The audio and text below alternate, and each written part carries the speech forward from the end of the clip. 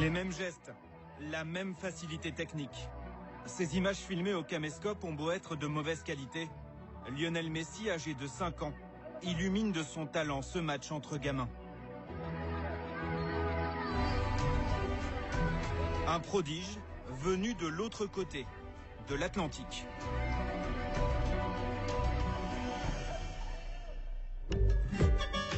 Rosario, le fief du révolutionnaire Che Guevara, la 3e ville d'Argentine à 300 km au nord de Buenos Aires. Lionel Messi, né le 24 juin 1987 dans le quartier populaire de Las Heras. Le portail rouge là, c'est chez lui. Le jeune prodige grandit dans cette maison, entouré de ses parents, de ses 2 frères et de sa sœur. David Treves connaît très bien la famille Messi pour avoir vécu dans ce quartier, réputé difficile. À l'époque, Las Heras était un endroit humble, où les gens sont des travailleurs. Aujourd'hui, cela reste un quartier humble, mais c'est aussi un quartier parfois compliqué. À la fin des années 80, l'Argentine vient d'en finir avec la dictature militaire. À l'époque, certaines familles du quartier sont durement touchées par la misère. Mais pour Hernán Campagnolo, journaliste argentin qui suit depuis longtemps la famille Messi, ces derniers restent plutôt bien lotis. Son père, surtout, il avait un grand travail, une fabrique, une usine d'acier, la plus importante de l'Argentine. Il était comptable, il faisait plein de choses dans l'usine. Et voilà, c'était un contexte de classe moyenne. Rodrigo Messi, le frère de Lionel, ne s'exprime que très rarement. Mais il garde des souvenirs mémorables de cette enfance passée à Rosario. Lui, le confident, se rappelle parfaitement de l'objet favori de son cadet, un ballon de football. Enfant, il faisait des bêtises, et toujours avec un ballon. C'est un enfant qui vivait pour le ballon.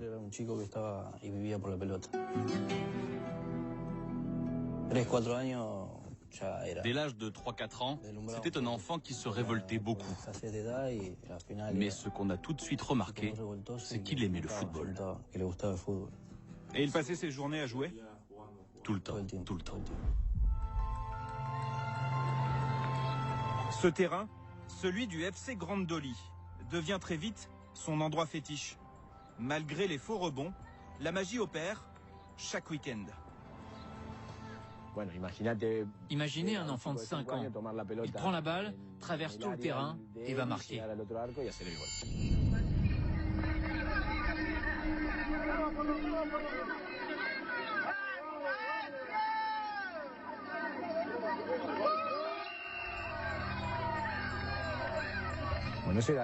Ce n'était pas quelque chose de normal à voir. Les gens ont commencé à s'en rendre compte dans le quartier. Ils disaient, c'est le nouveau Maradona. Il captivait tous les gens du quartier. Pas seulement ceux qui, comme nous, vivions avec lui. Les gens venaient exprès assister au match de sa catégorie. Les gens se divertissaient en le regardant jouer. Le FC Grandoli, puis Central Cordoba. Mais très vite, ces équipes de quartier deviennent trop petites au regard de l'immense talent du jeune Messi. À 10 ans, il intègre le club le plus titré de Rosario. Un club dans lequel a joué la référence absolue, le dieu, Diego Armando Maradona. Au Newell's Boys, son entraîneur chez les jeunes est tout simplement stupéfait par ses qualités. Lorsque vous l'observiez à l'entraînement ou en match, vous compreniez l'étendue de son talent. Tout ce qu'il faisait était si spectaculaire.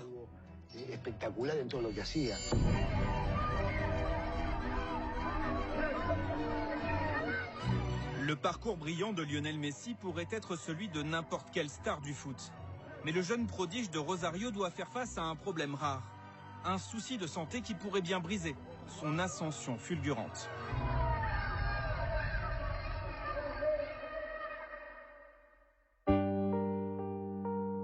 Sur cette photo, il paraît bien plus petit que ses camarades. Et pour cause, sa croissance est très lente, trop lente. Sa famille s'inquiète. Ce n'est pas qu'il était trop petit, mais son développement n'était pas adéquat. Il tardait un peu. Ses parents et son club prennent très au sérieux ce problème. Le jeune Lionel consulte donc un spécialiste, un endocrinologue, le docteur Schwarstein. Il faut trouver les raisons de ce déficit de croissance. Je me souviens qu'à 9 ans, Léo mesurait 1m24, 1m25. Il a fait partie de ces jeunes que je voyais régulièrement à mon cabinet, pour savoir pourquoi ils étaient petits. Ils n'ont pas tous ce genre de problème. La majorité des consultations se concluent par un diagnostic normal. Tu es petit parce que tu es petit. Mais dans le cas de Léo, il y avait un déficit hormonal. Ce problème peut-il mettre en péril le rêve de Lionel Messi, devenir footballeur professionnel? L'entourage du joueur décide d'agir le plus vite possible. Le traitement consistait à remplacer l'hormone. À ce moment-là, il y a quelques années, on disposait de la même hormone que celle qui lui manquait. Ce traitement se prend de manière quotidienne et sous-cutanée. C'est très facile. Des injections quotidiennes dans les jambes.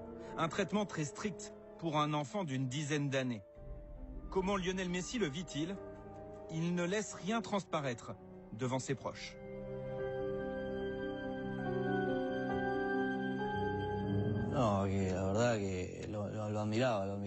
C'est vrai, il était si jeune. Le faire tous les jours, c'était douloureux pour quelqu'un qui voyait cela de l'extérieur. Mais à la fin, c'était impressionnant de le voir. Il ne voulait pas que quelqu'un l'aide? Non, lui seul le faisait. Si Lionel Messi n'en parle pas, le protocole qu'il suit scrupuleusement comble son déficit hormonal et lui permet de poursuivre son rêve. Au début du traitement, il a suivi un processus qui s'appelle le catch-up. Ça signifie qu'il va rapidement récupérer sa taille normale, rattraper son retard. Ça dure 1 an et demi et ça a fonctionné. De combien avait-il besoin de grandir? Il a grandi de 45-50 cm grâce à ce processus. Sur les terrains de Rosario, ses soucis de santé ne l'empêchent pas de continuer de briller. Et la rumeur d'un joueur aux qualités exceptionnelles se répand en Argentine, puis en Amérique du Sud, et même de l'autre côté de l'Atlantique, en Europe.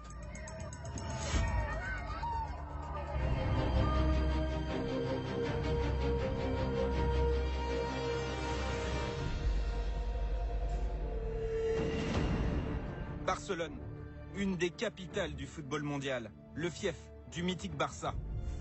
Josep Maria Minguella œuvre pour ce club pendant de longues années.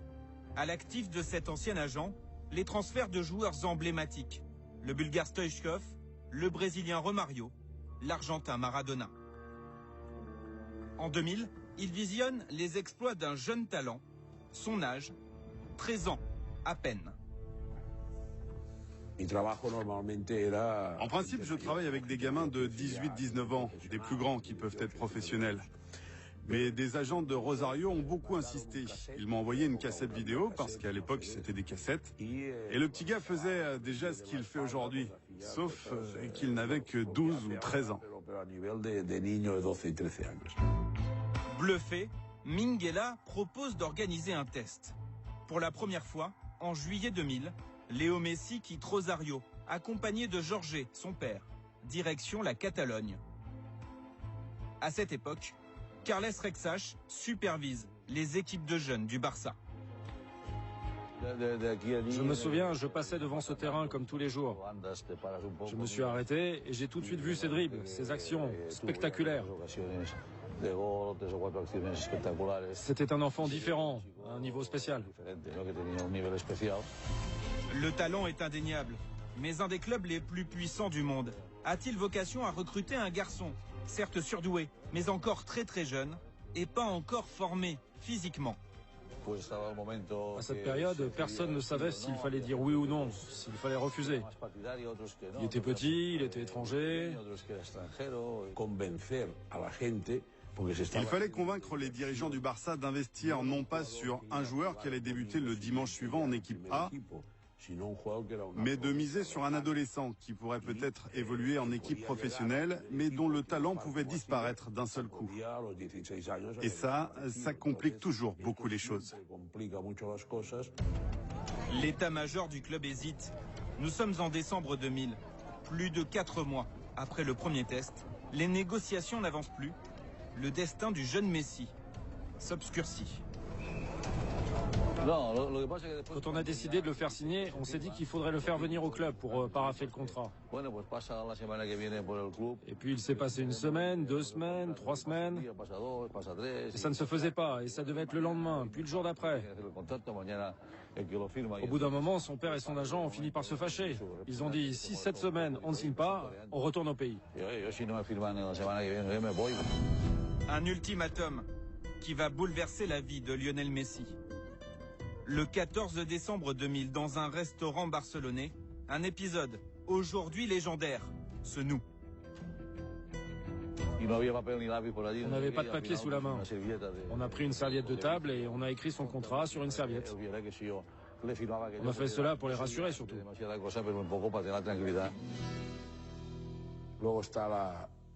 Tenez, regardez, ça c'est ce qu'on a signé la première fois entre la famille Messi, Carles Rexach et moi. Le destin d'un des meilleurs joueurs de tous les temps ne tient qu'à un fil, à un bout de serviette, sans aucune valeur juridique. J'écris moi, Carles Rexach, directeur technique au FC Barcelone, promet de faire signer Lionel Messi et de respecter cet engagement, et ensuite on a signé. Lionel Messi réalise son rêve, intégrer le centre de formation du FC Barcelone. Un engagement confirmé par un contrat en bonne et due forme, la garantie de voir son problème de croissance traité par les médecins du club. Ce n'était pas écrit dans le contrat, mais bien évidemment, il était logique que le Barça s'engageait à faire le nécessaire pour le développement du joueur, à entrer en contact avec les médecins espagnols, mais aussi avec les spécialistes de la croissance pour continuer son traitement. Et le FC Barcelone prenait évidemment tout en charge. On était fiers de cette nouvelle. C'était une bonne nouvelle. Nous étions tous ici en 2001, je m'en rappelle très bien. C'était un pas important pour lui et pour toute la famille. L'avenir semble prometteur pour Lionel Messi. Son ascension programmée dans un des plus grands clubs du monde.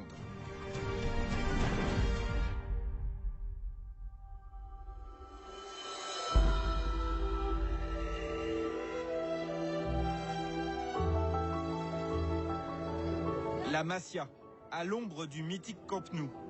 Ici sont élevés de futurs champions. Durant ces années, Lionel Messi y noue des amitiés durables.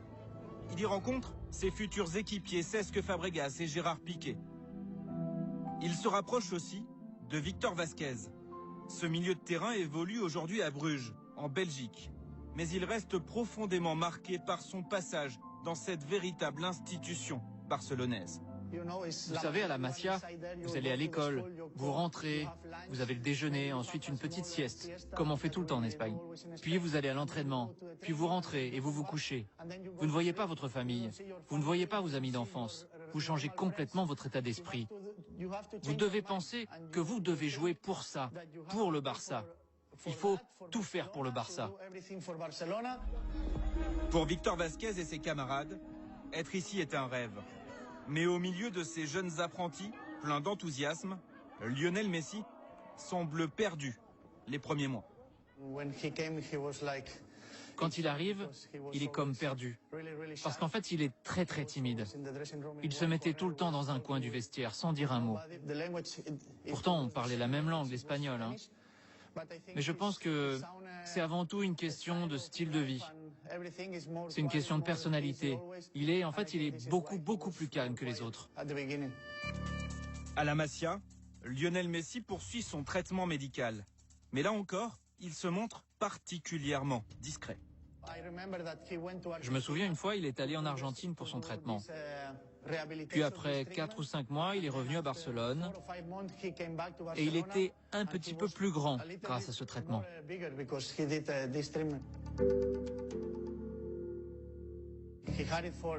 Il le gardait pour lui, pour sa vie privée, parce que c'était très difficile pour lui.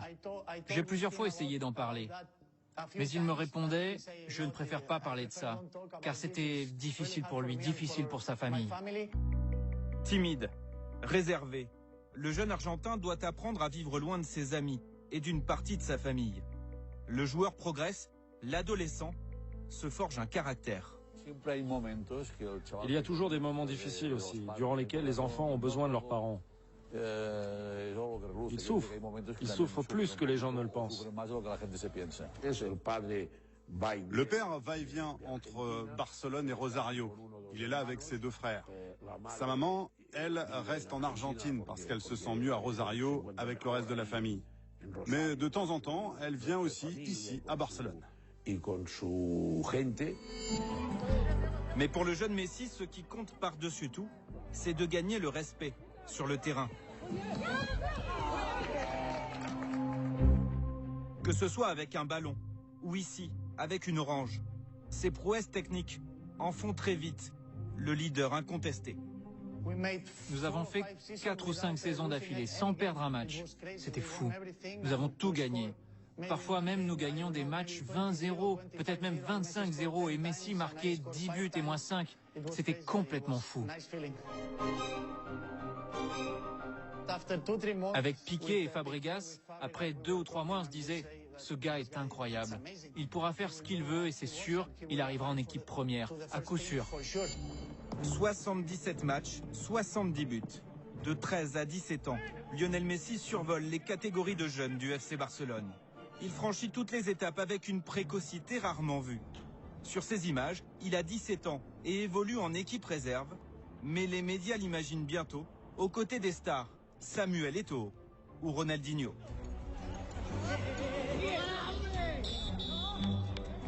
Vous savez, le groupe professionnel est très fort cette année. Et je pense qu'ils peuvent réussir une belle saison. Mais c'est vrai, vu le nombre de matchs au calendrier, il y aura peut-être des opportunités pour des jeunes comme moi. Désormais, la question n'est plus de savoir s'il va disputer un match officiel, mais en combien de temps il va devenir titulaire.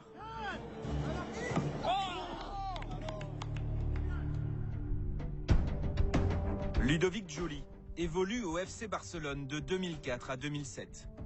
Le Français y soulève notamment la Ligue des Champions. Il voit aussi débarquer ce jeune espoir qui, quelques années plus tard, deviendra un redoutable concurrent. Le mercredi, en général, on fait une opposition, la A contre la B. Et on a commencé à le découvrir à ce moment-là, parce qu'il jouait avec la B. Mais il est encore jeune, il avait 16 ans. Donc déjà, à l'époque, c'était énorme de pouvoir jouer, qu'il joue avec nous ou contre nous. Il marque tout de suite les esprits par sa conduite de balle. La vitesse et la technique, il l'avait. Après, on s'est dit oui, ça va être un bon joueur si il passe ces étapes qu'il devait passer avec la B et ensuite avec nous. Et comme toujours avec Lionel Messi, il franchit ces étapes naturellement grâce à son talent. 15 octobre 2004, il débute en championnat d'Espagne et bat un premier record, celui du plus jeune joueur à évoluer sous le maillot du Barça, à 17 ans, 3 mois et 22 jours. Quelques mois plus tard, il marque ses premiers buts, devenant le plus jeune buteur de l'histoire des Blaugrana. Rien ne semble pouvoir lui résister. Il arrivait doucement. Il arrivait quand il y avait Ronny, il y avait Eto'o, il y avait moi, il y avait Deco. Donc lui, il est arrivé. Hop, et quand Ronny, par contre, est parti, c'est là que on avait des attentes par rapport à lui. Mais on l'a préparé pour ça. C'est là qu'il a commencé à être constant et à être bon, à être très bon. L'Argentin prend toujours plus de place. Il se montre encore plus décisif. Conscient de cette influence grandissante, un homme décide de bouleverser la hiérarchie, de construire toute l'équipe autour de lui.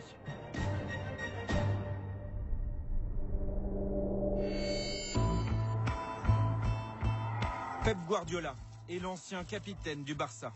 Il connaît par cœur les arcanes du club. Avant même son arrivée au poste d'entraîneur en juillet 2008, il noue avec l'attaquant argentin une relation spéciale. Guardiola était toujours proche de lui et il disait « Ok, t'es le meilleur au monde, tu as le droit de faire 2 ou 3 mauvais matchs comme tout le monde et après tu remonteras encore et encore. » Et il poussait toujours Messi. Guardiola croit plus que tout le monde en Lionel Messi. Dans une équipe composée de grands noms comme Thierry Henry ou Samuel Eto'o, vainqueur de la Ligue des Champions 2 ans auparavant, il chamboule tout, les méthodes d'entraînement, comme le leadership. Je pense qu'il a dit à l'équipe « Ok, nous avons Messi. C'est le meilleur joueur au monde maintenant. Nous avons 11 joueurs sur le terrain, mais nous devons tous jouer pour lui parce qu'il fait la différence. » Autour de Messi, Guardiola choisit des joueurs avec un profil bien défini. L'objectif, mettre son attaquant vedette dans les meilleures conditions. Omar Da Fonseca commente la Liga depuis une dizaine d'années. Jouer pour Lionel Messi, cela demande des caractéristiques précises. Il faut surtout avoir une qualité technique de tout ce qui est passe et contrôle, vision. Il faut quelqu'un qui fasse du mouvement, qui lui libère un peu les espaces pour que justement lui il ait la liberté de pouvoir dire bon bah j'y vais ou je lui donne. Il lui faut du mouvement et quand il a du mouvement, on voit qu'il réussit des choses incroyables. Une stratégie gagnante. Le Barça domine l'Europe. Lionel Messi est étincelant. Encouragé par les succès, Guardiola n'hésite pas à faire des choix encore plus radicaux. Alexandre Juillard a enquêté de longs mois sur Lionel Messi. Il a écrit avec Sébastien Fest ce livre, un livre dans lequel il décrypte notamment ses relations avec les autres stars du Barça. Plus il a pris de la place sur ce terrain, et plus en fait il a été revendicatif sur les choses qu'il voulait. La cohabitation s'est jamais bien passée avec les grands attaquants. Samuel Eto'o, il paraît que c'était très compliqué. Zlatan Ibrahimovic, là, c'est carrément, ça a été l'exemple type, quoi. Où il est face à une grande gueule, quelqu'un qui est charismatique, donc tout son opposé. Saison 2009-2010. Le FC Barcelone recrute à prix d'or Zlatan Ibrahimovic. Le Suédois attire sur lui les projecteurs et cela, Lionel Messi le vivrait très mal, au point d'avoir une réaction épidermique. Un jour, donc, il est dans le car après un match du FC Barcelone. Zlatan Ibrahimovic est en pleine bourre. Et donc, il sent qu'il perd du terrain. Donc, Lionel Messi décide d'envoyer un texto à son coach, Pep Guardiola, qui est quand même si lui, il est au 8e rang, Pep Guardiola est au 1er rang du bus, donc pas très loin, quoi. Il lui envoie un texto en lui disant, bon, en gros, si jamais on veut plus de moi, autant me le dire gentiment, et puis moi, je ferai mes valises et je partirai. Un ultimatum à l'effet immédiat. Ça a été la fameuse révolution de Guardiola de décider de déplacer Lionel Messi de l'aile droite ou de l'aile gauche jusqu'au centre et de devenir un faux numéro 9. Et donc, par la même occasion, de virer, tout simplement, Zlatan Ibrahimovic. Les décisions fortes de Guardiola donnent des résultats qui vont au-delà des espérances. Depuis 2008, le Barça rafle toutes les compétitions ou presque. 2 Ligues des Champions, 2 Mondiales des clubs, 2 Supercoupes d'Europe, 2 Coupes d'Espagne, 4 titres de champion d'Espagne, 4 Supercoupes d'Espagne. Mais ce flot de succès a un prix. Lionel Messi s'expose énormément.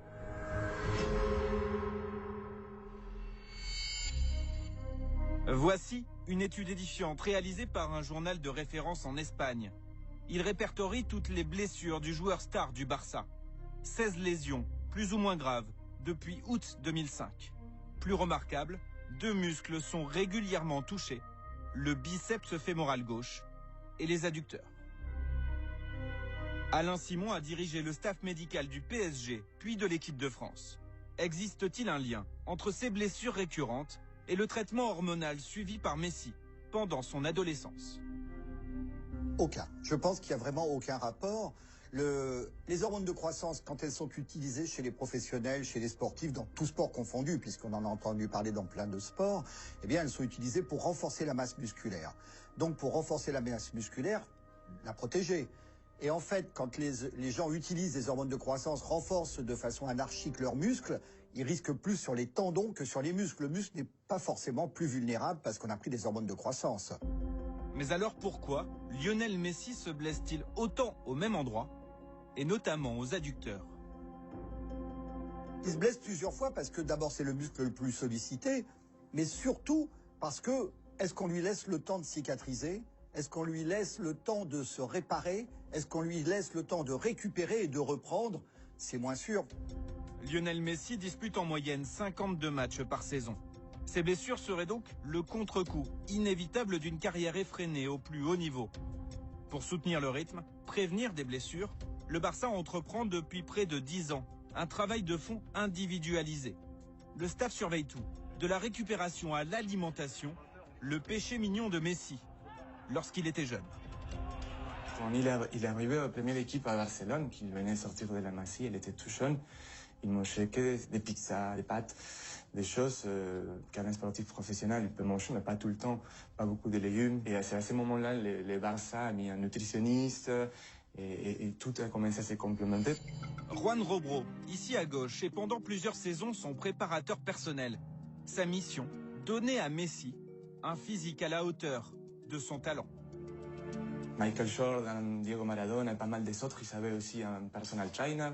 Et même un masseur, des gens qui sont 100% de son confiance, parce qu'il passe tellement de temps avec eux, qu'ils les connaissent super bien, sa façon de se nourrir, de dormir, de s'entraîner.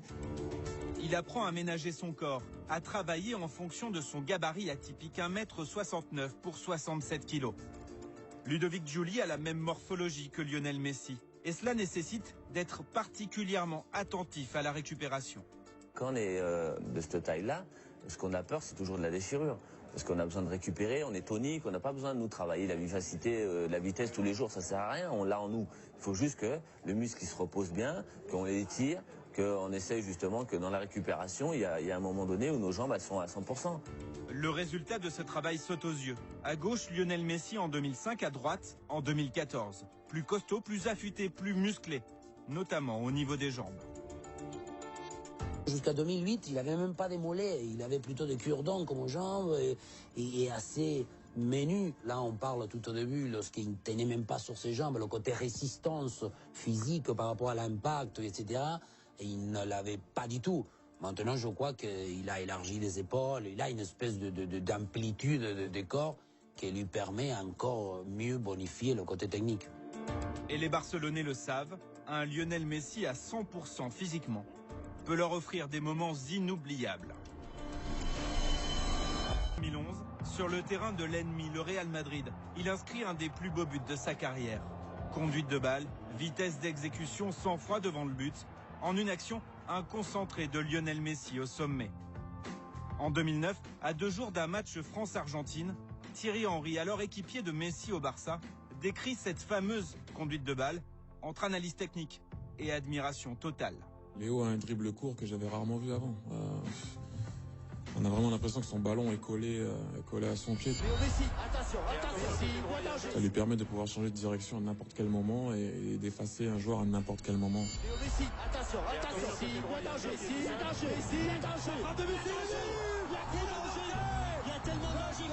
Certains évoquent le talent, d'autres n'hésitent pas à aller encore plus loin. Bien sûr, c'est un don, l'assumer, l'exploiter, le dominer, il l'utiliser dans les séances qu'il faut. En plus, je dis de lui tout le temps, il a une espèce de souplesse des chevilles. Il arrive à manier.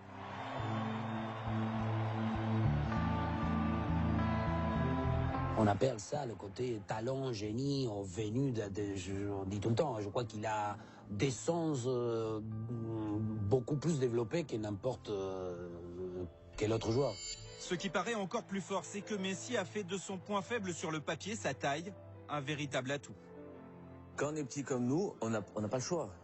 On a la chance d'avoir de la technique et de la vivacité. Et aujourd'hui, la vivacité, on voit que c'est hyper important sur le terrain et on joue avec nos qualités. Nous, on n'a pas demandé d'être petit. On a demandé juste d'aimer le foot et on a ce point fort. Ce point fort, c'est la réaction et la vivacité par rapport aux autres joueurs. Donc ça, nous, on l'a en nous. Messi a ce pouvoir unique, tout faire basculer sans avoir besoin de marquer. Sur cette action, il fixe 3 joueurs de Manchester. La défense adverse est désorganisée. David Villa est démarqué à l'entrée de la surface de réparation. L'attaquant va avoir le temps de contrôler le ballon. puis d'ajuster une superbe frappe. Son impact dans une équipe est tel qu'au Barça, il y a l'ère Messi, il y a le reste. Sans aucun doute. Il y a dans cette équipe une Messi-dépendance. On a bien constaté que c'était un joueur indispensable pour nous. Mais la dépendance vaut aussi dans l'autre sens, car dans l'équipe, on fait tout pour lui faciliter le chemin vers le but. L'analyse d'Andrés Iniesta appelle une question fondamentale. Lionel Messi pourrait-il réussir dans un autre club, dans une autre équipe, qui ne lui serait pas entièrement dévouée? S'il va en Angleterre, je continue à dire que le foot anglais, il est beaucoup moins rigoureux, moins insouciant dans tout ce qui est purement défensif, des stratégies. Les défenseurs, ils rentrent encore. C'est hors de question qu'en Angleterre, un défenseur central qui mesure moins d'1m90, c'est presque inadmissible. Qui dit tout ça, il dit une espèce de raideur, une espèce de lenteur pour se retourner. Donc, je dis que si Messi va en Angleterre, il fait un festival. Un immense joueur qui pourrait donc s'adapter à n'importe quel style de jeu, dans n'importe quel championnat. Juge les meilleurs. Je confirme ce que les gens disent, c'est un excellent joueur. Alors oui, encore une fois, ce n'est vraiment que du bonheur de voir un tel prodige sur le terrain. Bien sûr qu'il fait déjà partie de l'histoire du football. Alors oui, il a encore des choses à prouver. Il est très jeune, mais oui, encore une fois, il peut écrire les plus belles pages du football. Les 4 ballons d'or conquis par Lionel Messi résument bien sa place dans l'histoire du football. Un joueur unique. Messi sur le terrain, son talent fait l'unanimité. Sa personnalité reste, et c'est rare pour une star de cette ampleur, extrêmement méconnue.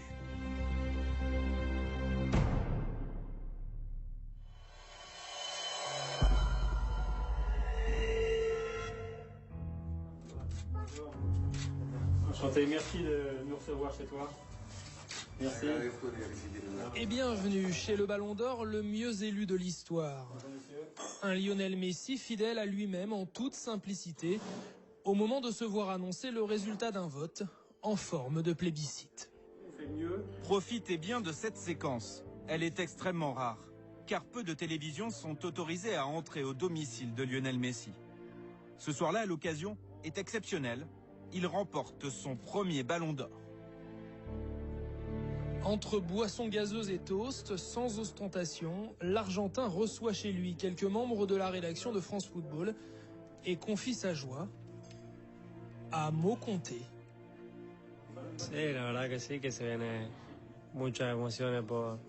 Je ressens forcément une grande joie pour beaucoup de raisons.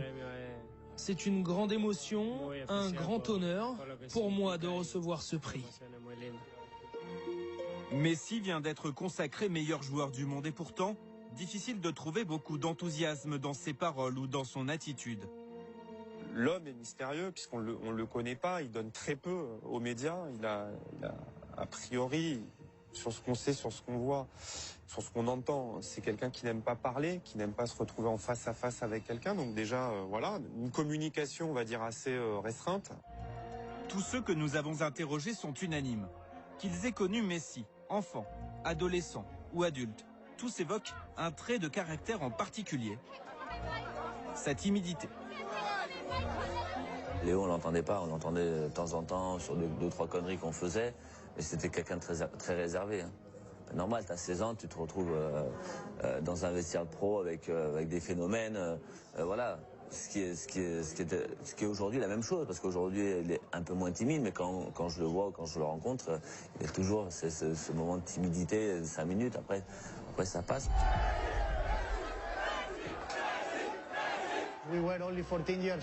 On n'avait que 14 ans. On allait au supermarché pour faire du shopping, on allait faire du bowling avec les amis. Mais comme je vous disais, il était vraiment très discret, il était timide. Il était toujours avec son frère et son père, donc il était vraiment très calme. Bon, ça lui arrivait de sortir parfois avec nous, mais franchement pas beaucoup. Et d'ailleurs, à l'époque, quand il est arrivé à la Masia et qu'il a commencé à jouer à Barcelone, dans la fameuse génération Piqué, Cesc, Fabregas, Piqué a un jour raconté qu'il se demandait s'il était muet ou pas. Donc c'est dire si il faisait profil bas, et ça n'a jamais été quelqu'un de très communicatif. Est-ce dû à ces années passées loin de l'Argentine, à ces moments difficiles vécus pendant l'enfance ou l'adolescence? Lionel Messi se comporte de la même manière qu'il soit à Barcelone ou chez lui, à Rosario. Moi, je le côtoyais tous les 28 décembre. Il fait en Argentine avec les associations, les réunions, etc. Je le côtoyais déjà 2-3 fois. Et c'est là où on s'aperçoit que c'est quelqu'un qui a du mal à pouvoir encore se forger. Vous lui dites s'il pleut, il sort, il va dire peut-être. Je veux dire, c'est quelqu'un qui n'est pas encore déterminé. C'est pas du tout quelqu'un que lorsqu'il rentre dans une chambre, dans une pièce, comme on dit, vous retournez. Si tu le vois, il est toujours, toi, il est à peu près petit, mais il fait encore plus petit. Tu le vois, je lui dis vas-y prendre une photo, il y va. Toi, c'est un mec pas charismatique. Non, voilà, du tout. Messi l'atypique, un talent immense, mais une aura limitée en dehors du terrain.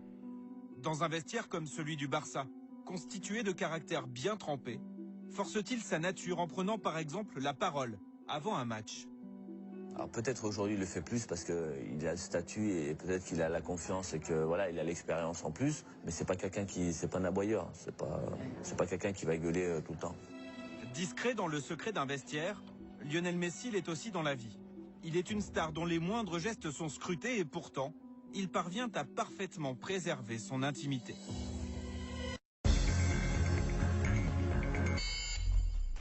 Voici une information certaine. Toute la famille Messi vit au calme ici, à Castelldefels, à une trentaine de minutes en voiture du centre de Barcelone. Pour le reste, comment le quadruple Ballon d'Or occupe-t-il son temps libre? À quoi ressemble sa vie?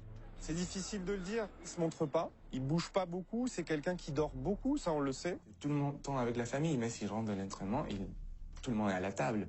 Midi, soir, toute la famille habite dans le même quartier et on se retrouve, pour déjeuner, pour dîner.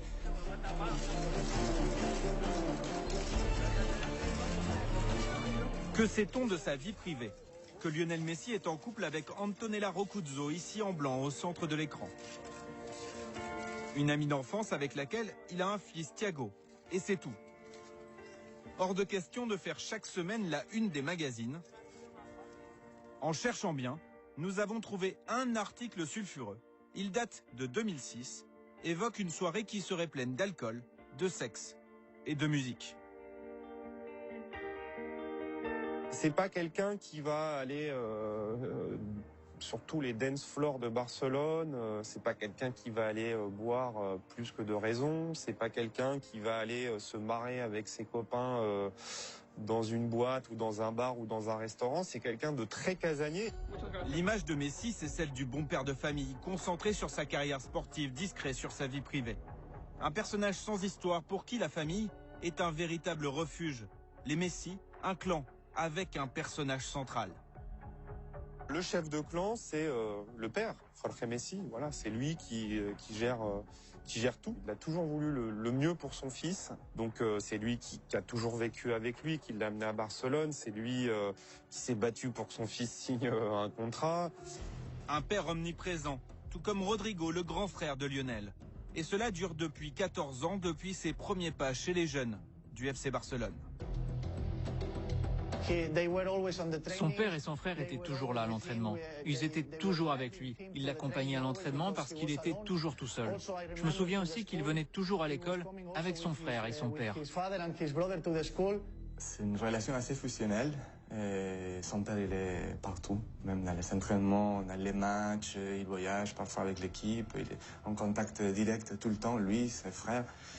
On le voit avec la fondation Messi, petite implication dans les réseaux sociaux pour essayer de montrer la vie qu'il y a Messi. Son père, il est toujours à côté. Ses parents, ses frères, sa sœur ne se contentent pas de le soutenir les soirs de match. Via la fondation Messi ou la société Lionel Messi Management, ils donneraient leur avis sur tout. Contrat avec le club, contrat publicitaire, opération marketing et les décisions les plus stratégiques se prendraient en famille. Ça se débat à la table. Donc il mange les pâtes, les choses, les milanesas qui fait sa mère. Et c'est eux qui sont les bois et même les votes sur ce qu'il va décider et qui va faire Messi. Donc c'est très très important et Messi les écoute et il a une confiance aveugle. Avant, on fonctionnait comme ça. On pouvait comprendre à l'époque des stars de foot des années 80 en Amérique latine qui avaient les mêmes fonctionnements. Maintenant, tout est beaucoup plus professionnel. Si on doit signer un contrat, on embauche un comptable, on les paye 3, 5, 7, 10%. Si on doit faire un contrat, on a un avocat. Est-ce la peur des mauvaises influences? Lionel Messi est-il surprotégé par sa famille, et notamment son père? Je pense pas que c'est. Il a pas forcément envie de tirer la couverture à lui, mais il a surtout pas envie de donner de l'argent aux autres. En fait, d'avoir l'impression que c'est grâce aux autres. Quoi. Pour lui, c'est son fils. Quoi. Je pense qu'il vénère son fils. Hein. Je pense que vraiment ça, c'est. Il idolâtre son fils comme son fils idolâtre son père. Un mode de gestion familiale assez atypique. Une image moins bling-bling, plus discrète qu'un Cristiano Ronaldo. Une stratégie qui porte ses fruits.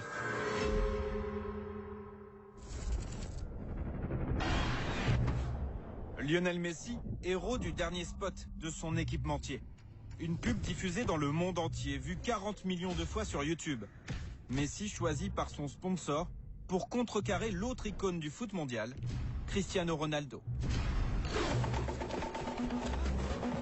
En 2013, en termes de contrat publicitaire, l'Argentin serait devenu la référence mondiale devant David Beckham. Il ferait mieux que son rival sportif, le Portugais Cristiano Ronaldo, avec 26 millions de revenus. Presque une surprise. On se rend compte qu'aussi son image est beaucoup plus, voilà, c'est quelque chose de plus sérieux sur des grosses marques qui peuvent communiquer partout à travers la planète. Je pense qu'il est quand même au même niveau que Cristiano Ronaldo.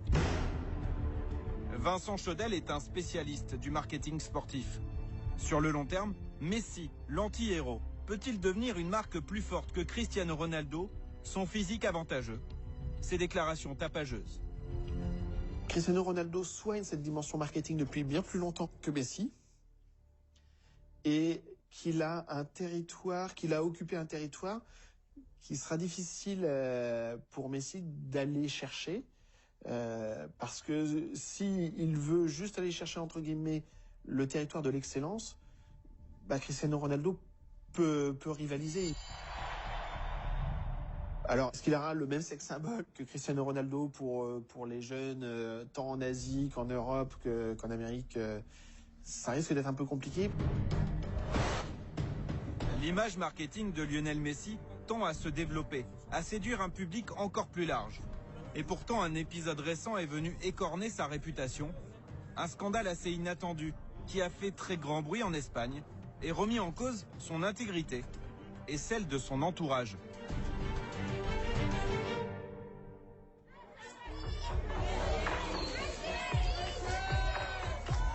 27 septembre 2013, Lionel Messi face au juge.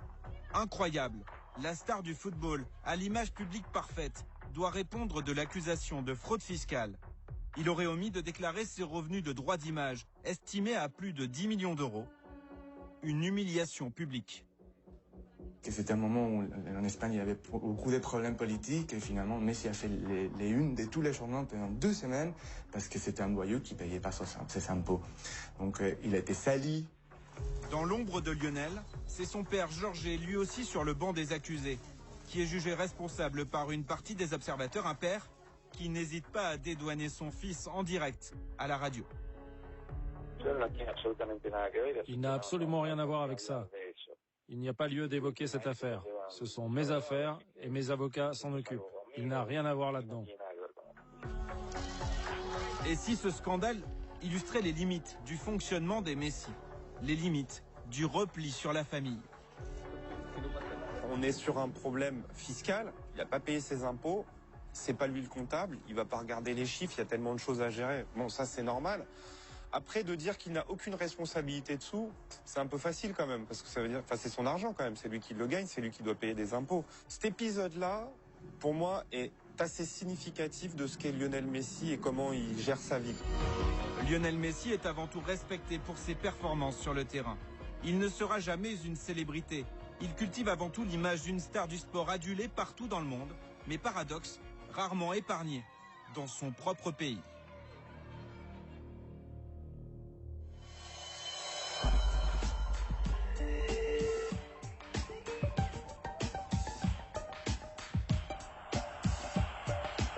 Un accueil digne de champion du monde. Nous sommes au lendemain de la finale du dernier mondial. Malgré la défaite 1-0 face à l'Allemagne, les joueurs argentins ont gagné le respect de tout un pays. Messi, capitaine d'une équipe vaincue, mais fantastique pour la presse argentine, et honoré par la présidente de la République.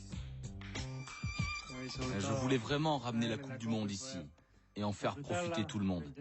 On a tout fait pour, on a tout donné, mais ça n'a pas suffi. Malgré la défaite, je crois qu'on a rendu tout le pays heureux. Une Coupe du Monde en forme de revanche. Avant les unes élogieuses, le chemin a été long pour Lionel Messi, son histoire très tumultueuse, sous le maillot bleu et blanc.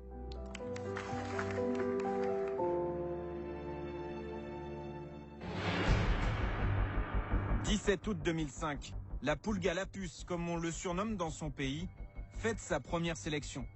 Il ne reste que 47 secondes sur le terrain après un carton rouge. L'histoire commence mal. Mais ce qui dessert Messi, ce n'est pas cette expulsion, la seule et unique de sa carrière à ce jour, ni ses qualités footballistiques, non. C'est son parcours personnel qui ne plaît pas aux supporters. Tout le monde en Argentine, si on sait que tu es très fort, on n'aime pas trop que tu as quitté l'Argentine pour aller habiter en Espagne. Les Argentins reprocheraient à Messi d'être parti trop jeune, à l'âge de 13 ans. Hernán Campagnolo s'est lui aussi exilé pour travailler en Europe. Le regard serait parfois acerbe vis-à-vis des expatriés. Et dès qu'on rentre en Argentine, on ne regarde pas de la même façon. On pense que nous, on est des Européens, qu'on a beaucoup d'argent, qu'ici tout est facile. Donc voilà, de toute façon, tu n'es pas ici pour savoir comment ça se passe. Donc il a toujours une méfiance, mais aussi, on n'est pas égal. C'est un reproche ? C'est un reproche avec beaucoup de rancœur aussi, ouais. Lionel Messi a forgé sa légende à Barcelone à des milliers de kilomètres de Buenos Aires. Gagner le cœur des supporters représente, dès ses débuts, un immense défi.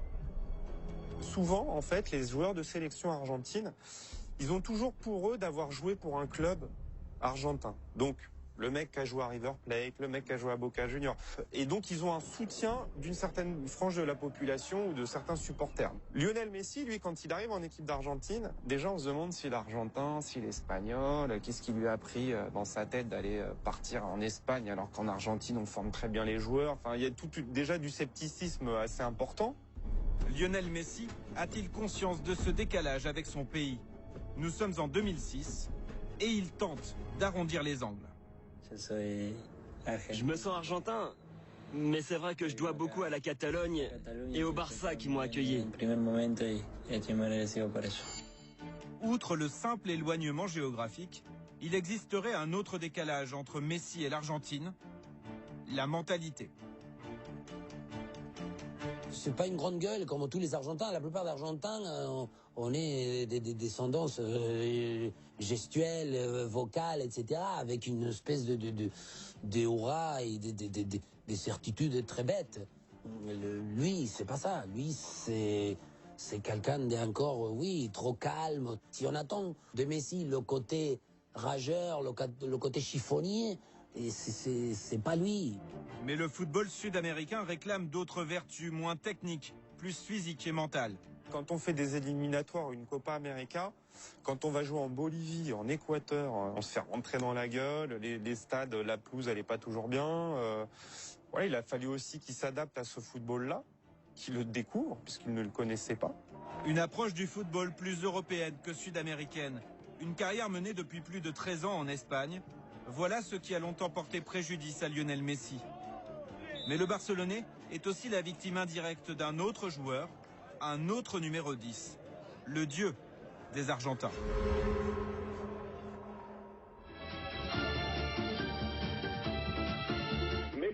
Parfois, Messi joue pour Messi.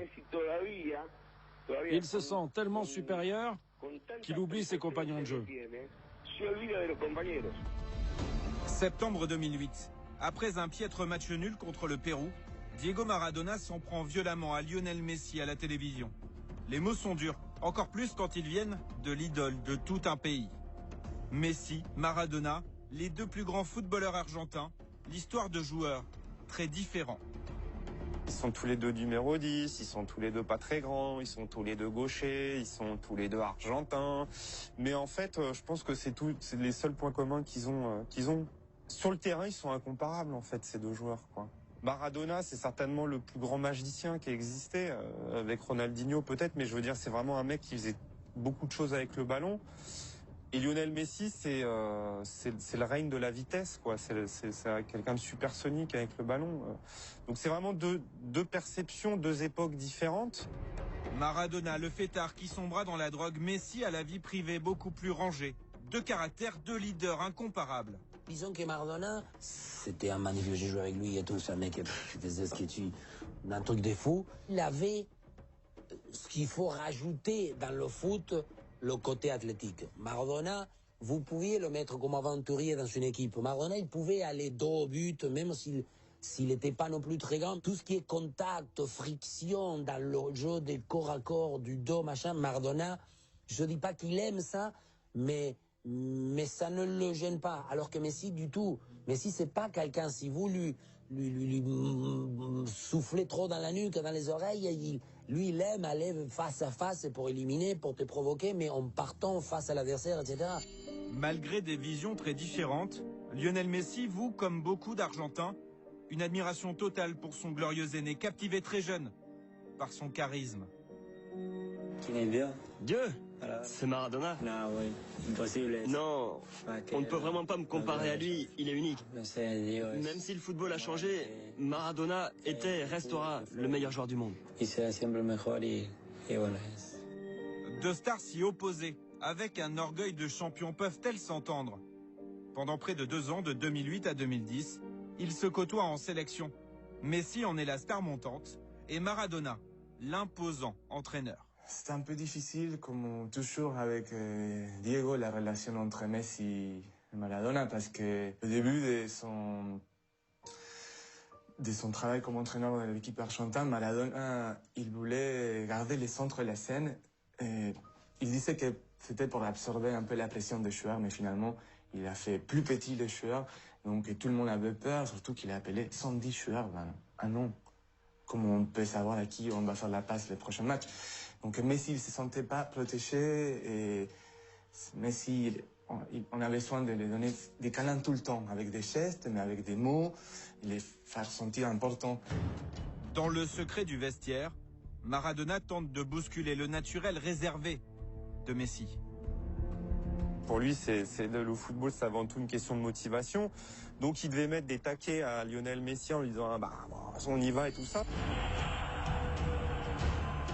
En plus, il a fait, moi je pense, une erreur assez grave, Diego Maradona, c'est qu'il lui a donné le brassard de capitaine et il n'était pas prêt à prendre le brassard de capitaine à ce moment-là, en 2010, avec la génération argentine qui avait. Et je pense que ça l'a vraiment mis très très mal à l'aise, Lionel Messi. D'ailleurs, il y a beaucoup de gens qui racontent que de temps en temps, Maradona essayait de le mettre en avant dans le vestiaire, c'est un discours un peu de haranguer ses coéquipiers avant le match, et il paraît qu'il était tétanisé devant ça. Il y a des choses dans un comportement, dans une personnalité qu'on ne peut pas acheter dans un supermarché. Moi, j'y crois pas qu'on puisse se prendre des 300 grammes de caractère, des 200 grammes des coucougnettes, des rages. J'y crois pas à ça. On peut toujours essayer de dire, oui, ça sera bien que j'ai mon caractère, c'est forcé à. Mais encore une fois, dans le sport, je vois que lorsqu'on force quelque chose, on dénature. Aujourd'hui encore, Diego Maradona reste la référence. Pourtant, Lionel Messi a amassé plus de titres en club, avec notamment 3 Ligues des Champions. Mais il lui manque le plus important aux yeux des Argentins, le trophée avec la sélection qui aurait pu faire de lui une légende vivante, la Coupe du Monde.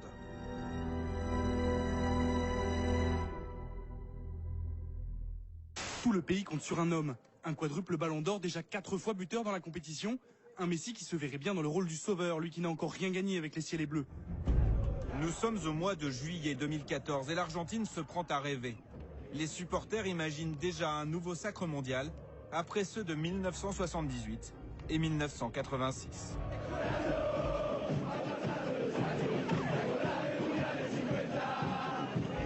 Sur cette compétition, Lionel Messi devient le leader tant attendu. 4 buts, une passe décisive, un capitaine presque aussi à l'aise qu'au FC Barcelone. Il fait un super premier tour. Franchement, il est monstrueux. Enfin, il fait gagner l'Argentine à lui tout seul les 3 premiers matchs. Le 8e de finale contre la Suisse, franchement, il est très bon parce qu'il fait beaucoup d'efforts défensifs. Quand on regarde le quart contre la Belgique, là, franchement, il est très fort. Après la demi, moins, mais il a beaucoup défendu. Et la finale, il y a cette fameuse occasion où s'il met le but, là, on n'en parle même plus. Hein. Aujourd'hui, on dit c'est le meilleur joueur de tous les temps.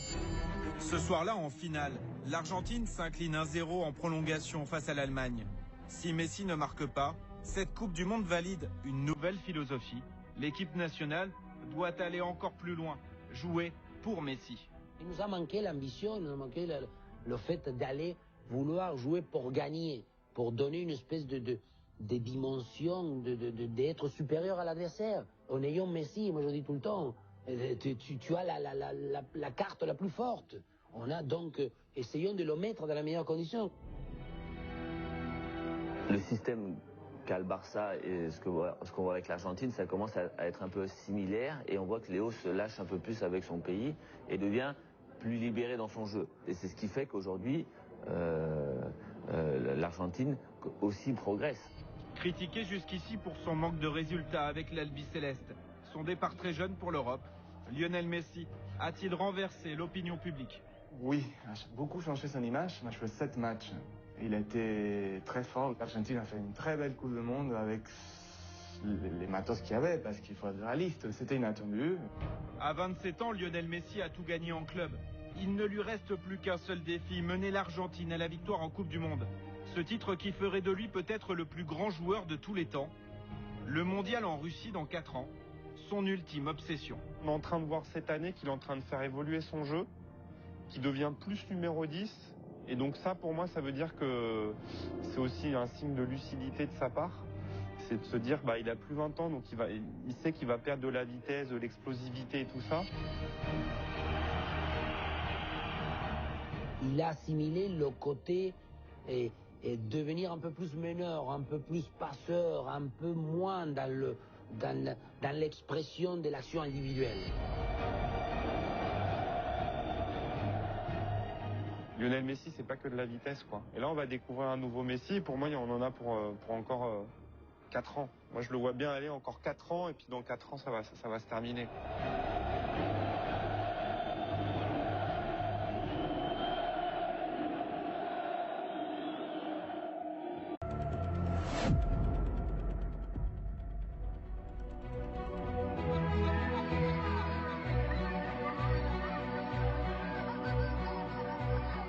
Les mêmes gestes, la même facilité technique. Ces images filmées au caméscope ont beau être de mauvaise qualité. Lionel Messi, âgé de 5 ans, illumine de son talent ce match entre gamins. Un prodige venu de l'autre côté, de l'Atlantique.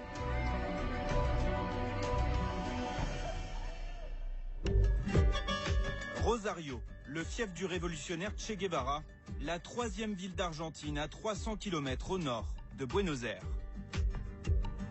Lionel Messi, né le 24 juin 1987 dans le quartier populaire de Las Heras. Le portail rouge là, c'est chez lui. Le jeune prodige grandit dans cette maison, entouré de ses parents, de ses 2 frères et de sa sœur. David Treves connaît très bien la famille Messi pour avoir vécu dans ce quartier, réputé difficile. À l'époque, Las Heras était un endroit humble, où les gens sont des travailleurs. Aujourd'hui, cela reste un quartier humble, mais c'est aussi un quartier parfois compliqué. À la fin des années 80, l'Argentine vient d'en finir avec la dictature militaire. À l'époque, certaines familles du quartier sont durement touchées par la misère. Mais pour Hernán Campagnolo, journaliste argentin qui suit depuis longtemps la famille Messi, ces derniers restent plutôt bien lotis. Son père, surtout, il avait un grand travail, une fabrique, une usine d'acier, la plus importante de l'Argentine. Il était comptable, il faisait plein de choses dans l'usine. Et voilà, c'était un contexte de classe moyenne. Rodrigo Messi, le frère de Lionel, ne s'exprime que très rarement. Mais il garde des souvenirs mémorables de cette enfance passée à Rosario. Lui, le confident, se rappelle parfaitement de l'objet favori de son cadet, un ballon de football. Enfant, il faisait des bêtises, et toujours avec un ballon. C'est un enfant qui vivait pour le ballon.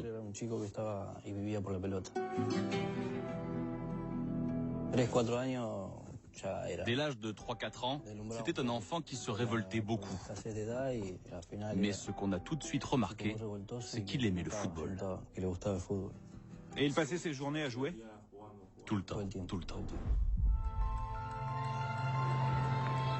Ce terrain, celui du FC Grande Dolly, devient très vite son endroit fétiche. Malgré les faux rebonds, la magie opère chaque week-end. Imaginez un enfant de 5 ans. Il prend la balle, traverse tout le terrain et va marquer.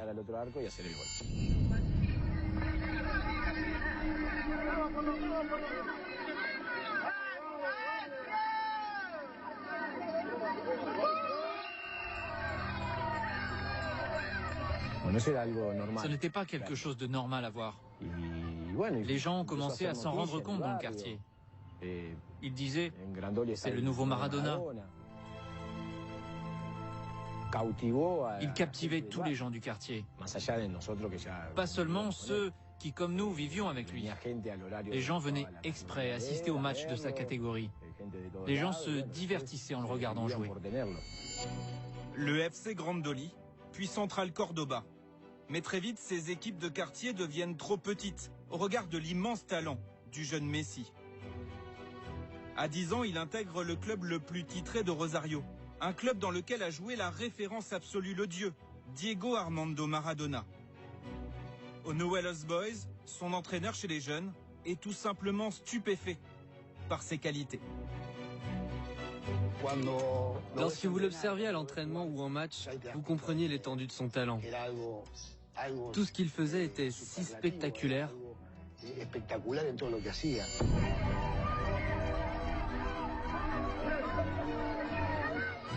Le parcours brillant de Lionel Messi pourrait être celui de n'importe quelle star du foot. Mais le jeune prodige de Rosario doit faire face à un problème rare. Un souci de santé qui pourrait bien briser son ascension fulgurante.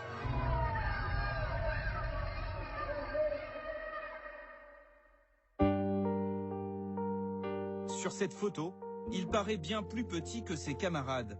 Et pour cause, sa croissance est très lente, trop lente. Sa famille s'inquiète. Ce n'est pas qu'il était trop petit, mais son développement n'était pas adéquat. Il tardait un peu. Ses parents et son club prennent très au sérieux ce problème. Le jeune Lionel consulte donc un spécialiste, un endocrinologue, le docteur Schwarstein.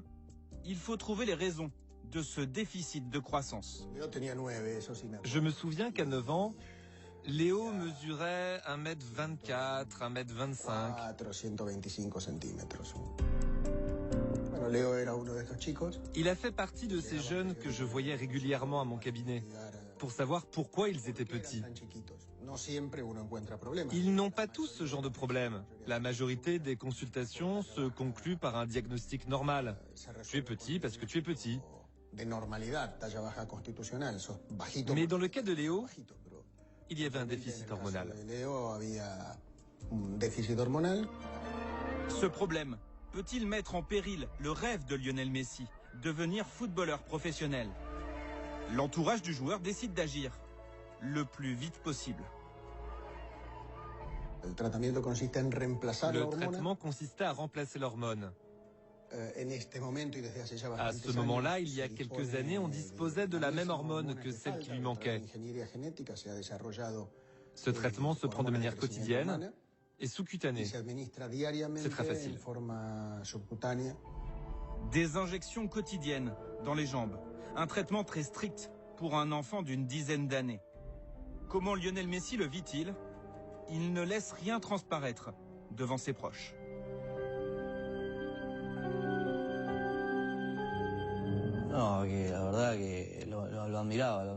C'est vrai, il était si jeune. Le faire tous les jours, c'était douloureux pour quelqu'un qui voyait cela de l'extérieur.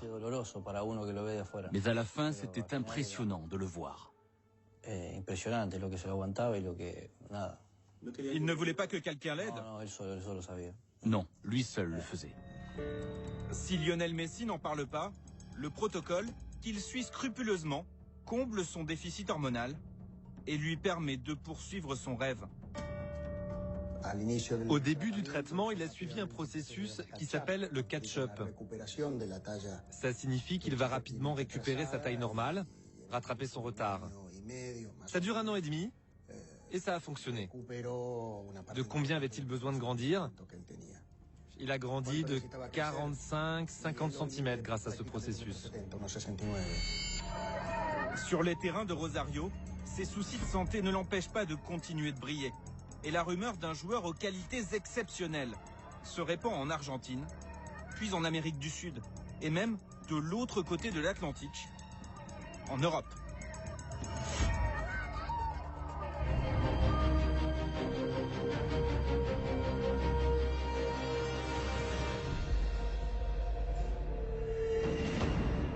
Barcelone, une des capitales du football mondial, le fief du mythique Barça.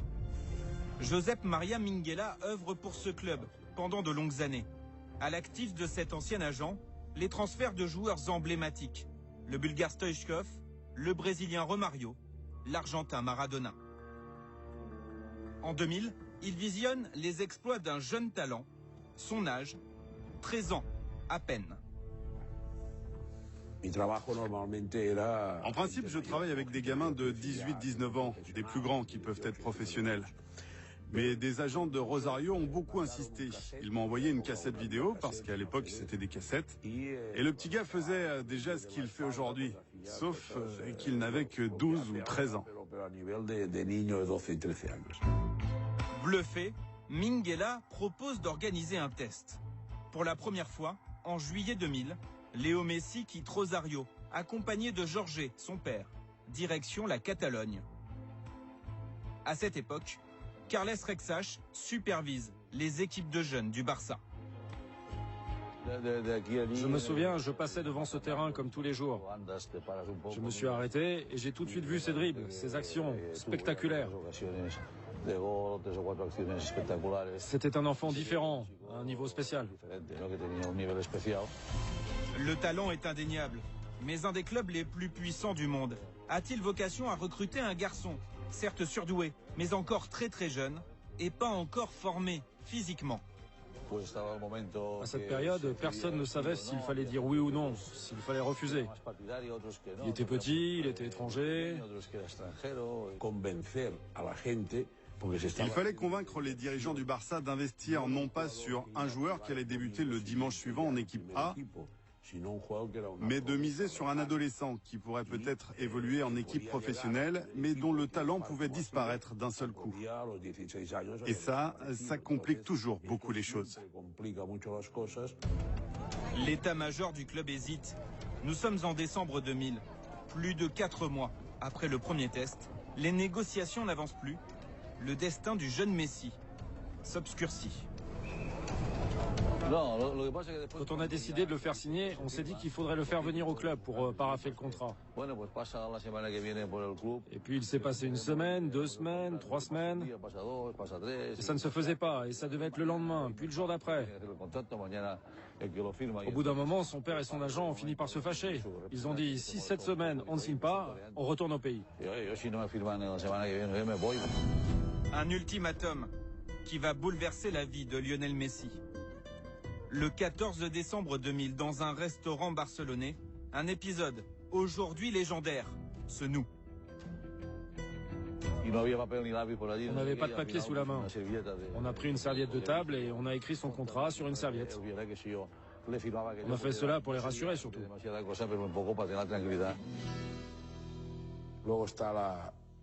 Tenez, regardez, ça c'est ce qu'on a signé la première fois entre la famille Messi, Carles Rexach et moi. Le destin d'un des meilleurs joueurs de tous les temps ne tient qu'à un fil, à un bout de serviette, sans aucune valeur juridique. J'écris moi, Carles Rexach, directeur technique au FC Barcelone, promet de faire signer Lionel Messi et de respecter cet engagement, et ensuite on est signé. Lionel Messi réalise son rêve, intégrer le centre de formation du FC Barcelone. Un engagement confirmé par un contrat en bonne et due forme, la garantie de voir son problème de croissance traité par les médecins du club. Ce n'était pas écrit dans le contrat, mais bien évidemment, il était logique que le Barça s'engageait à faire le nécessaire pour le développement du joueur, à entrer en contact avec les médecins espagnols, mais aussi avec les spécialistes de la croissance pour continuer son traitement. Et le FC Barcelone prenait évidemment tout en charge. On était fiers de cette nouvelle. C'était une bonne nouvelle. Nous étions tous ici en 2001, je m'en rappelle très bien. C'était un pas important pour lui et pour toute la famille. L'avenir semble prometteur pour Lionel Messi. Son ascension programmée dans un des plus grands clubs du monde.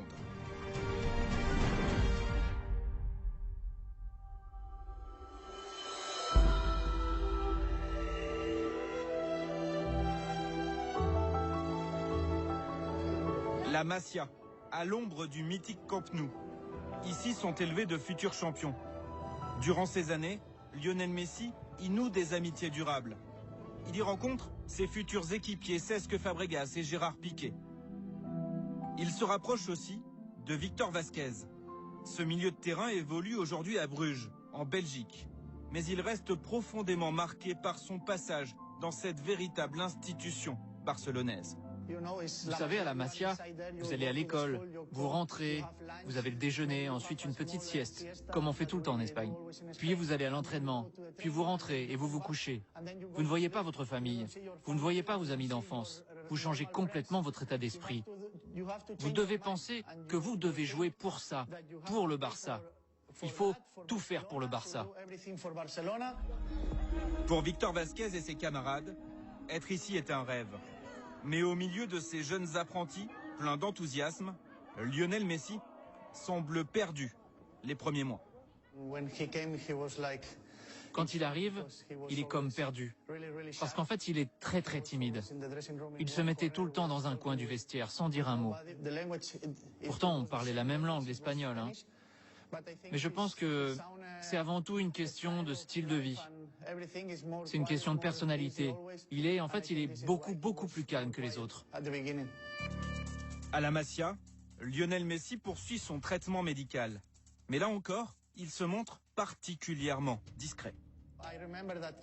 Je me souviens une fois, il est allé en Argentine pour son traitement. Puis après 4 ou 5 mois, il est revenu à Barcelone et il était un petit peu plus grand grâce à ce traitement.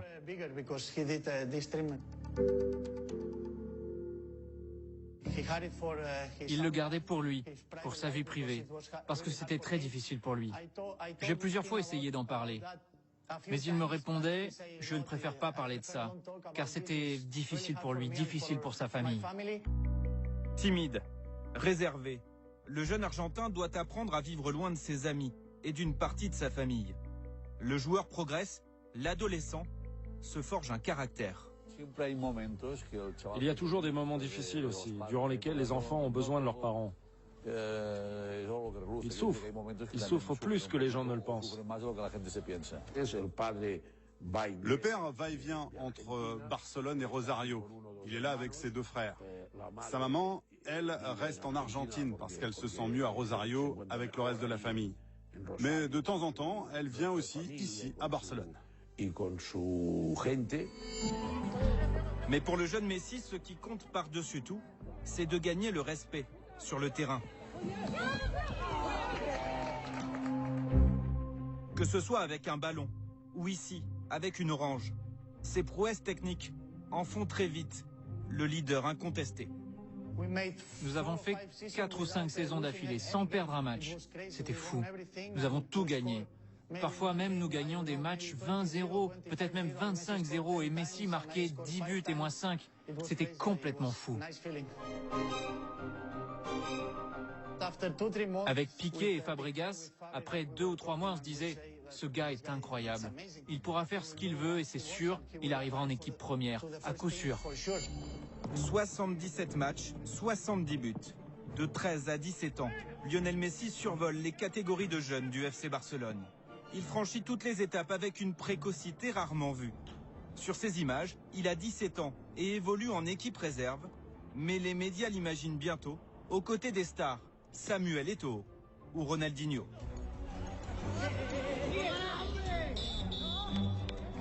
Vous savez, le groupe professionnel est très fort cette année.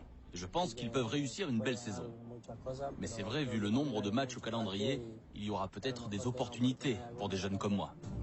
Désormais, la question n'est plus de savoir s'il va disputer un match officiel, mais en combien de temps il va devenir titulaire.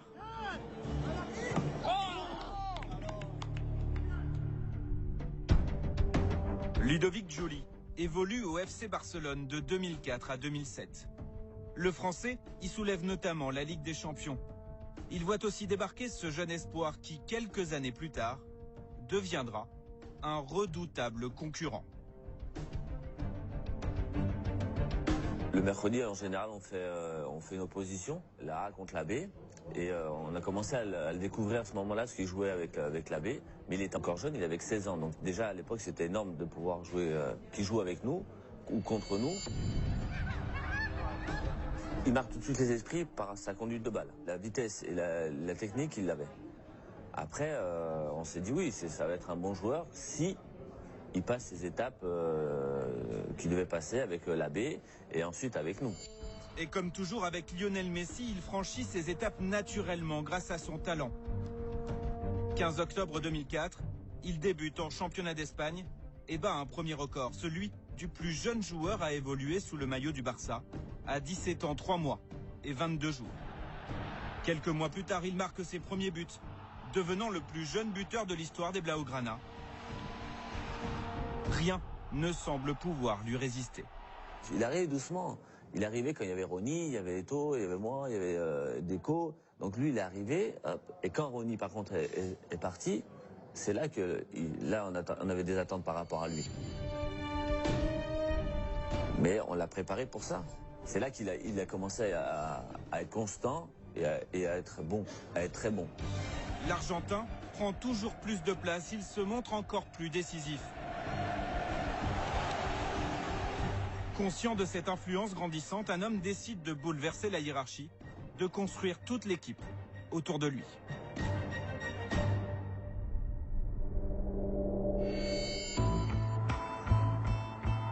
Pep Guardiola est l'ancien capitaine du Barça. Il connaît par cœur les arcanes du club.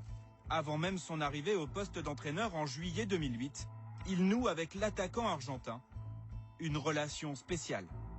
Guardiola était toujours proche de lui et il disait « Ok, t'es le meilleur au monde, tu as le droit de faire 2 ou 3 mauvais matchs comme tout le monde et après tu remonteras encore et encore. » Et il poussait toujours Messi. Guardiola croit plus que tout le monde en Lionel Messi. Dans une équipe composée de grands noms comme Thierry Henry ou Samuel Eto'o, vainqueur de la Ligue des Champions 2 ans auparavant, il chamboule tout, les méthodes d'entraînement, comme le leadership. Je pense qu'il a dit à l'équipe « Ok, nous avons Messi. C'est le meilleur joueur au monde maintenant. Nous avons 11 joueurs sur le terrain, mais nous devons tous jouer pour lui parce qu'il fait la différence. » Autour de Messi, Guardiola choisit des joueurs avec un profil bien défini. L'objectif, mettre son attaquant vedette dans les meilleures conditions. Omar Da Fonseca commente la Liga depuis une dizaine d'années. Jouer pour Lionel Messi, cela demande des caractéristiques précises. Il faut surtout avoir une qualité technique de tout ce qui est passe, contrôle, vision. Il faut quelqu'un qui lui fasse du mouvement, qui lui libère un peu les espaces pour que justement lui il ait la liberté de pouvoir dire bon bah j'y vais ou je lui donne. Il lui faut du mouvement et quand il a du mouvement, ben, on voit qu'il réussit des choses incroyables. Une stratégie gagnante. Le Barça domine l'Europe. Lionel Messi est étincelant. Encouragé par les succès, Guardiola n'hésite pas à faire des choix encore plus radicaux. Alexandre Juillard a enquêté de longs mois sur Lionel Messi. Il a écrit avec Sébastien Fest ce livre, un livre dans lequel il décrypte notamment ses relations avec les autres stars du Barça. Plus il a pris de la place sur ce terrain, et plus en fait il a été revendicatif sur les choses qu'il voulait. La cohabitation s'est jamais bien passée avec les grands attaquants. Samuel Eto'o, il paraît que c'était très compliqué. Zlatan Ibrahimovic, là, c'est carrément, ça a été on va dire l'exemple type, quoi. Où il est face à une grande gueule, quelqu'un qui est charismatique, donc tout son opposé. Saison 2009-2010. Le FC Barcelone recrute à prix d'or Zlatan Ibrahimovic. Le Suédois attire sur lui les projecteurs et cela, Lionel Messi le vivrait très mal, au point d'avoir une réaction épidermique. Un jour, donc, il est dans le car après un match du FC Barcelone. Zlatan Ibrahimovic est en pleine bourre. Et donc, il sent qu'il perd du terrain. Donc, Lionel Messi décide d'envoyer un texto à son coach, Pep Guardiola, qui est quand même si lui, il est au 8e rang, Pep Guardiola est au 1er rang du bus, donc pas très loin, quoi. Il lui envoie un texto en lui disant, bon, bah, en gros, si jamais on veut plus de moi, bah, autant me le dire gentiment, et puis moi, je ferai mes valises et je partirai. Un ultimatum à l'effet immédiat. Ça a été la fameuse révolution de Guardiola de décider de déplacer Lionel Messi de l'aile droite ou de l'aile gauche jusqu'au centre et de devenir un faux numéro 9. Et donc, par la même occasion, de virer, quoi, tout simplement, Zlatan Ibrahimovic.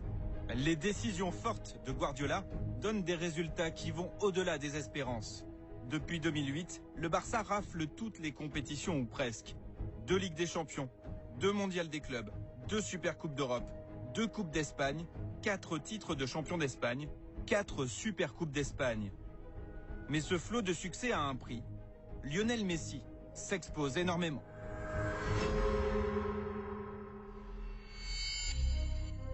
Voici une étude édifiante réalisée par un journal de référence en Espagne. Il répertorie toutes les blessures du joueur star du Barça. 16 lésions, plus ou moins graves, depuis août 2005. Plus remarquable, 2 muscles sont régulièrement touchés, le biceps fémoral gauche et les adducteurs. Alain Simon a dirigé le staff médical du PSG, puis de l'équipe de France. Existe-t-il un lien entre ces blessures récurrentes et le traitement hormonal suivi par Messi pendant son adolescence? Aucun. Je pense qu'il n'y a vraiment aucun rapport.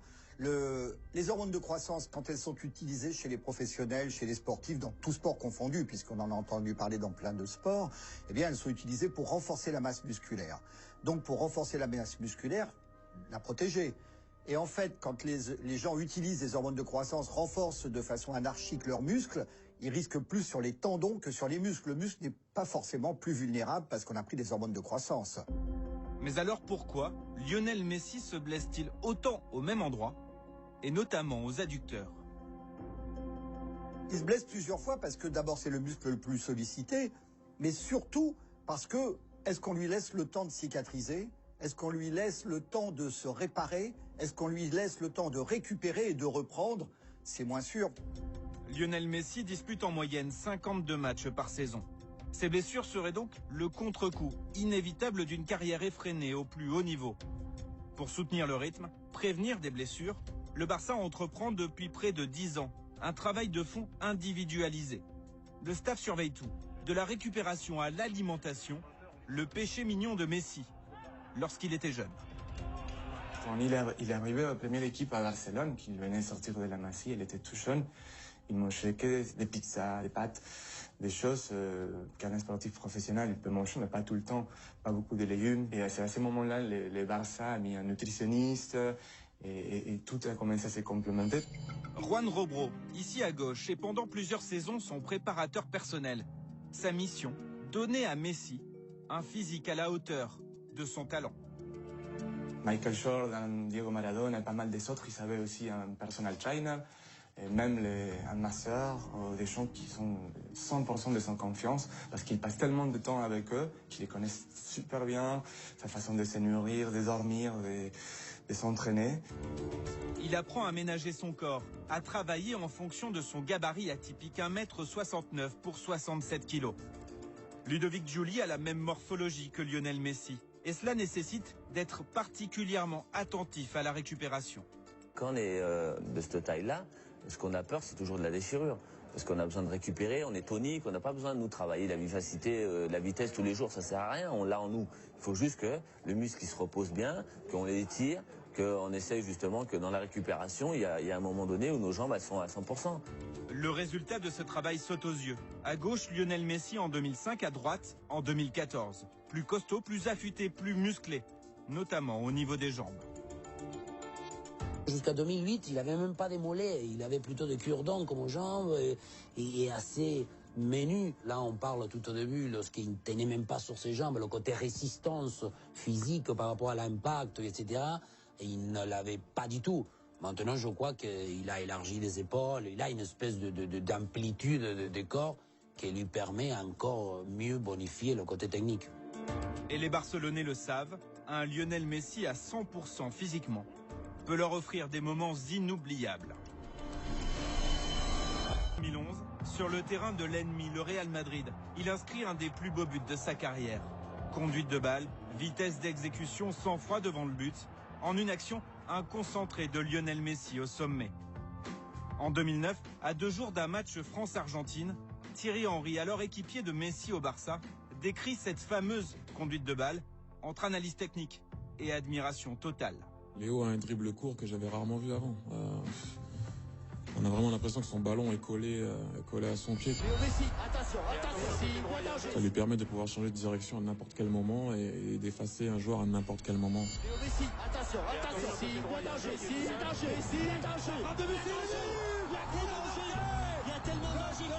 Certains évoquent le talent, d'autres n'hésitent pas à aller encore plus loin.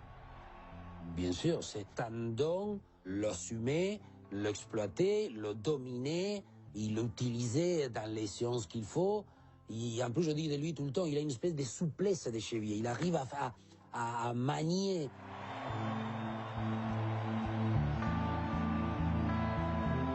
On appelle ça le côté talent, génie, venu on dit tout le temps, je crois qu'il a des sens beaucoup plus développés que n'importe quel autre joueur. Ce qui paraît encore plus fort, c'est que Messi a fait de son point faible sur le papier, sa taille, un véritable atout. Quand on est petit comme nous, on n'a pas le choix. On a la chance d'avoir de la technique et de la vivacité. Et aujourd'hui, la vivacité, on voit que c'est hyper important sur le terrain et on joue avec nos qualités. Nous, on n'a pas demandé d'être petit. On a demandé juste d'aimer le foot et on a ce point fort. Ce point fort, c'est la réaction et la vivacité par rapport aux autres joueurs. Donc ça, nous, on l'a en nous. Messi a ce pouvoir unique, tout faire basculer sans avoir besoin de marquer. Sur cette action, il fixe 3 joueurs de Manchester. La défense adverse est désorganisée. David Villa est démarqué à l'entrée de la surface de réparation. L'attaquant va avoir le temps de contrôler le ballon, puis d'ajuster une superbe frappe. Son impact dans une équipe est tel qu'au Barça, il y a l'ère Messi, il y a le reste. Sans aucun doute. Il y a dans cette équipe une Messi-dépendance. On a bien constaté que c'était un joueur indispensable pour nous. Mais la dépendance vaut aussi dans l'autre sens. Car dans l'équipe, on fait tout pour lui faciliter le chemin vers le but. L'analyse d'Andrés Iniesta appelle une question fondamentale. Lionel Messi pourrait-il réussir dans un autre club, dans une autre équipe, qui ne lui serait pas entièrement dévouée? S'il va en Angleterre, je continue à dire que le foot anglais, il est beaucoup moins rigoureux, moins insouciant dans tout ce qui est purement défensif, des stratégies. Les défenseurs, ils rentrent encore. C'est hors de question qu'en Angleterre, il y ait un défenseur central qui mesure moins d'1,90 m. C'est presque inadmissible. Qui dit tout ça, il dit une espèce de raideur, une espèce de lenteur pour se retourner. Donc, je dis que si Messi va en Angleterre, il fait un festival. Un immense joueur qui pourrait donc s'adapter à n'importe quel style de jeu, dans n'importe quel championnat. Juge les meilleurs. Je confirme ce que les gens disent, c'est un excellent joueur. Alors oui, encore une fois, ce n'est vraiment que du bonheur de voir un tel prodige sur le terrain. Bien sûr qu'il fait déjà partie de l'histoire du football. Alors oui, il a encore des choses à prouver. Il est très jeune. Mais oui, encore une fois, il peut écrire les plus belles pages du football. Les 4 ballons d'or conquis par Lionel Messi résument bien sa place dans l'histoire du football. Un joueur unique. Messi sur le terrain, son talent fait l'unanimité. Sa personnalité reste, et c'est rare pour une star de cette ampleur, extrêmement méconnue.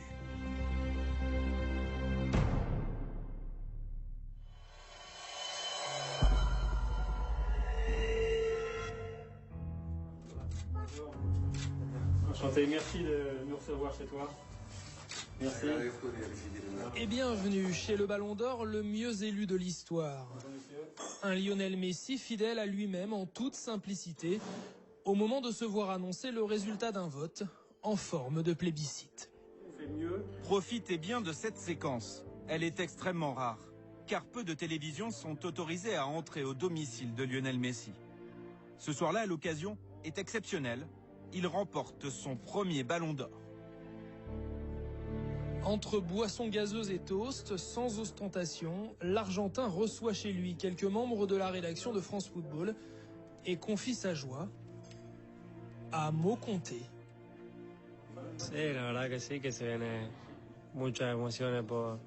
Je ressens forcément une grande joie pour beaucoup de raisons. C'est une grande émotion, un grand honneur pour moi de recevoir ce prix. Messi vient d'être consacré meilleur joueur du monde et pourtant, difficile de trouver beaucoup d'enthousiasme dans ses paroles ou dans son attitude. L'homme est mystérieux puisqu'on le connaît pas, il donne très peu aux médias, il a a priori, sur ce qu'on sait, sur ce qu'on voit, sur ce qu'on entend, c'est quelqu'un qui n'aime pas parler, qui n'aime pas se retrouver en face à face avec quelqu'un, donc déjà, voilà, une communication, on va dire, assez restreinte. Tous ceux que nous avons interrogés sont unanimes. Qu'ils aient connu Messi, enfant, adolescent ou adulte, tous évoquent un trait de caractère en particulier. Sa timidité. Léo, on l'entendait pas, on l'entendait de temps en temps sur deux, trois conneries qu'on faisait, mais c'était quelqu'un de très réservé. Normal, tu as 16 ans, tu te retrouves dans un vestiaire pro avec des phénomènes, voilà. Ce qui est aujourd'hui la même chose, parce qu'aujourd'hui il est un peu moins timide, mais quand je le vois, quand je le rencontre, il y a toujours ce moment de timidité de 5 minutes, après ça passe.